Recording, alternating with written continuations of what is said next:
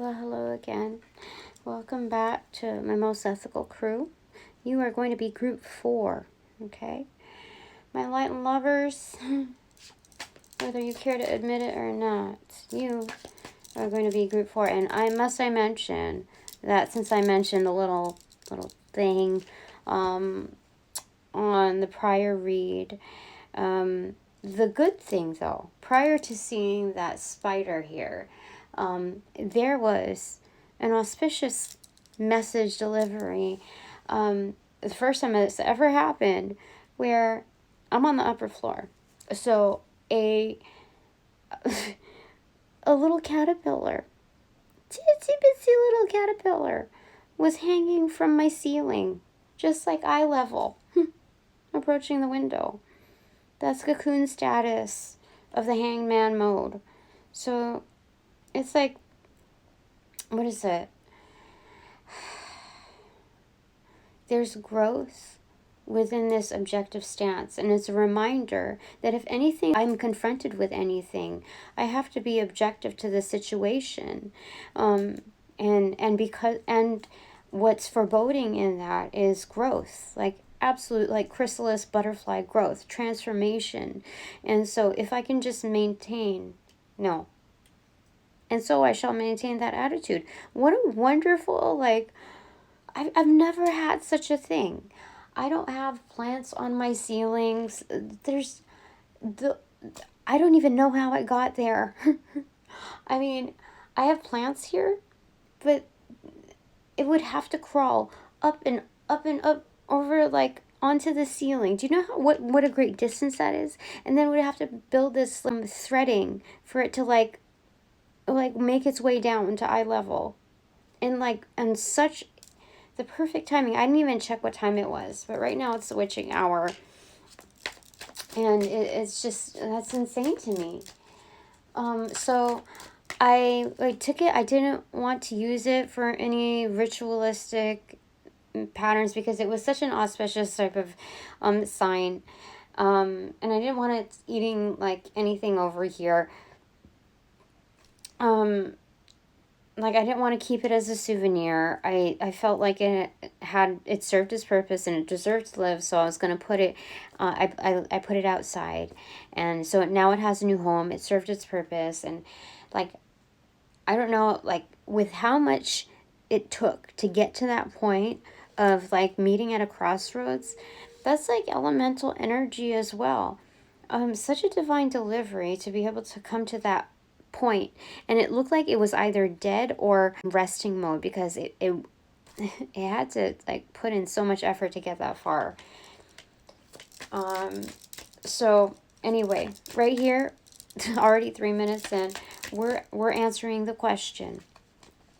What do other sentients love about us? What does other sentience love about us? Group 4, pile 4. Okay.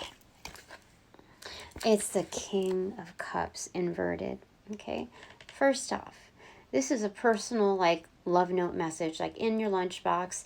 This is just actually in your pocket, not your lunchbox. This is a signifier that even when you, like, are hungry, when you're thirsty, when there's something that is basically when conflicts converse with, seriously, your everyday matters, Jesus Christ, like spirit in cash, is with us. Seriously, this love note goes so far that when you're working on the bare essentials and the world is showing you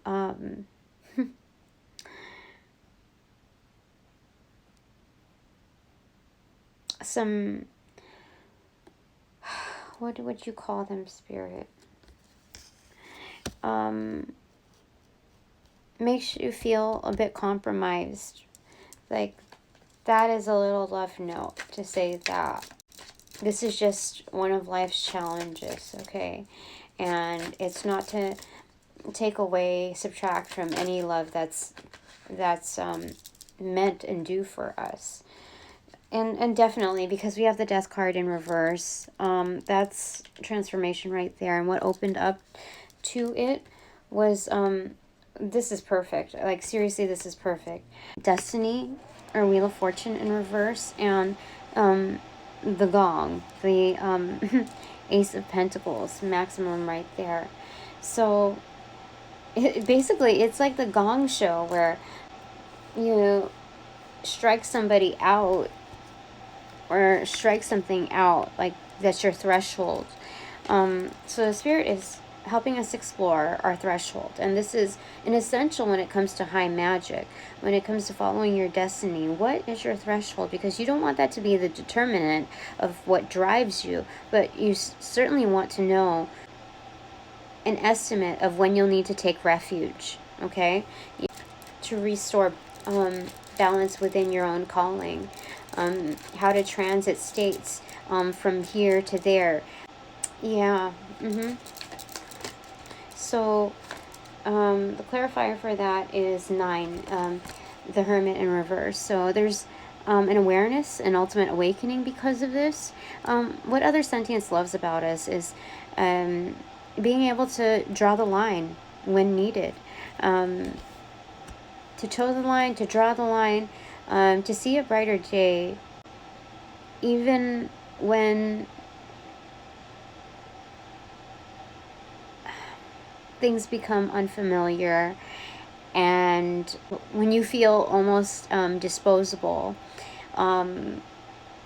just based on the way others treat you. And so this brings us to the challenge and the awareness that there's a greater purpose to all of this. So it's not just the rationale in itself, but the rationalizing of there being greater things to come. Like just having that trust and in the process, the respect for the process, and ultimately the trust. It's not blind respect. It's not like, reporting for duty. This is a belief that there's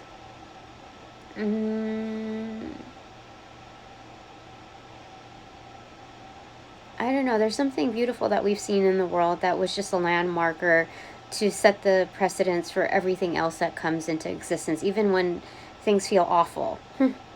So, yeah, Queen of Wands right there. It's making the magic happen at a crossroads between two different portals, one dark and one light. What other Sentience loves about us, is being able to give room for change, and knowing that only enhances our power. Bottom of the deck, 7 of Cups. It's very healing. The way we go about it, we can explore many options, but the healing must take place. We must choose one cup. So the commitment towards that, even if we have to explore different cups, is what makes us lovable. That the buck doesn't just stop here. That the bottom line is never just fully defined. There's something more to us that we recognize, because the movement in which the universe has us, like the traction, it's like a treadmill. It seems to be ongoing.